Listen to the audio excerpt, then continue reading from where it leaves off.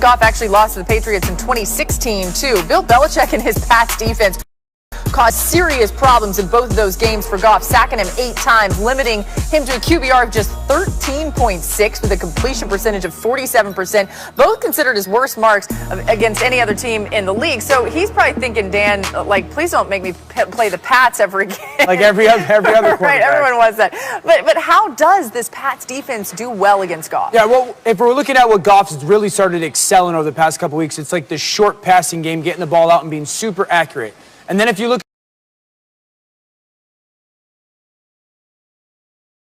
at the Patriots defense, one, they've been a lot better since Gilmore got back and healthy. And how I think they'll play them is get their hands on. They are going to never allow these free releases where they're just going to, you got to shout across, you're getting hit. You're releasing vertical, you're getting hit. You're coming across the middle, they got eyes, right? So then that's going to throw off that timing of that quick passing game. Now, when the timing of the quick passing game is thrown off, that's when the antics of the defensive line get going. You're going to have to hold the ball a little bit longer. You can't get it out of your hands so quickly. And then look at the different levels it forces the offensive line to play on. This is a relatively fair offensive line for the Chargers, at least with protection-wise this year. So that's the challenge for the Rams is, okay, if the quick passing game is taken away by the physicality of the Patriot defense, do they feel good enough with playing drop-back football and trusting that their offensive line can pick up all those different stunts? Well, y'all know I don't trust Jared Goff at all times, and I believe Bill Belichick humanizes Sean McVay. Look, we talk about Sean McVay and how great he is at drawing up and scheming and taking advantage of teams' weaknesses, creating leverage with the jet sweep motion. And we all, I think, agree that Sean McVay is a great offensive mind and a really good head coach. But Bill Belichick has had his number because Bill Belichick is going to force Jared Goff to beat him as opposed to all of the window dressing and the things that Sean McVay does. So look, New England is a tough out now, people. I still don't think the offense is worth anything in New England. I still believe that this is things to be taken advantage of, obviously, in that regard.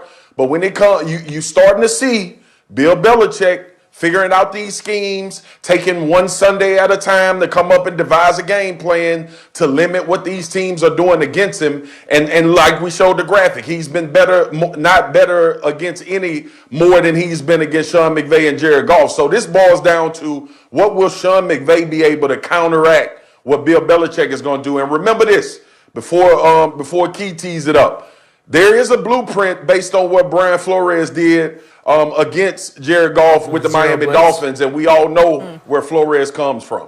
You think about it, though, what Dan said and what you said, Marcus, you put that in a nice Christmas bag full of tricks for the New England Patriots and Bill Belichick. This game is not about Sean McVay. Sean McVay could dial it up. He could give it to Jared Goff, but when it snaps, that's all Jared Goff. He's got to figure out the confusion, Dan. He's got to understand what Bill Belichick is trying to do to him in terms of mixing up the fronts, mixing up the coverages. I'm going to give you a little bit of man. I'm going to give you a little bit of zone. Yes, you can motion the bunch on the offensive side. You can motion the empty. You can motion the four wides. You can do all of the little cute stuff. In the end, my defense is going to be where they need to be.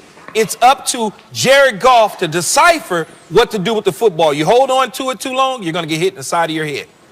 I'm now imagining Bill Belichick dressed as Santa with a Christmas bag full of tricks, like over his shoulder that nobody wants.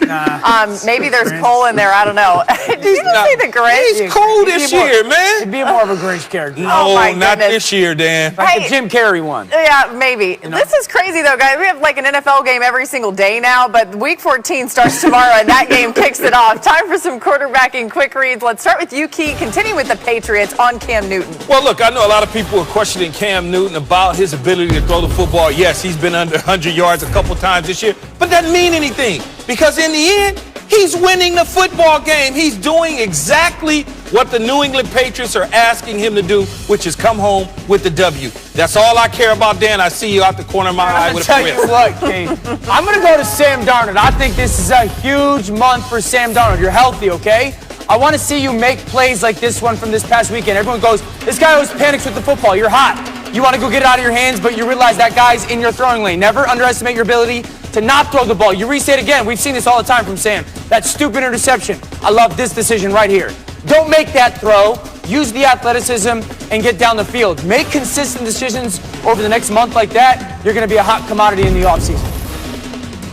All right, Collar, there's a formula that people are trying to play against you. Now, where's the adjustment? Made a couple good throws against the teams that you played recently, but it hasn't been consistent enough. The dynamic legs need to come back, need to be implemented into this offense.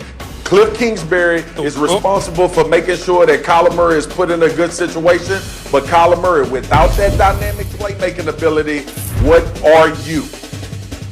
Well, Daniel Jones was limited in practice today due to the hamstring injury that prevented him from playing Sunday at Seattle. But the Giants are optimistic that Jones will be able to return and start Sunday's game against the Arizona Cardinals, which would mean Colt McCoy goes back to the bench and the Giants would get back their starting quarterback. It's looking like it goes that way, but the Giants also want to see how Jones gets through a week of practice with that hamstring injury hindering him. As for Drew Brees, again, he is eligible to now come off the injured reserve list. He began doing light throwing some last week, and he's still hopeful that he could be back this week potentially against the Philadelphia Eagles, but the Saints don't have any rush to get him back out there right now against the Eagles. Keep in mind, Saints-Chiefs next week, and so if they can get Brees and his 11 fractured ribs and punctured lung a little extra rest with Taysom Hill continuing to impress, that might be ideal. We'll see how the Saints handle it in the coming days. Hey, here's the thing, Adam. We had all the quarterback news we needed with a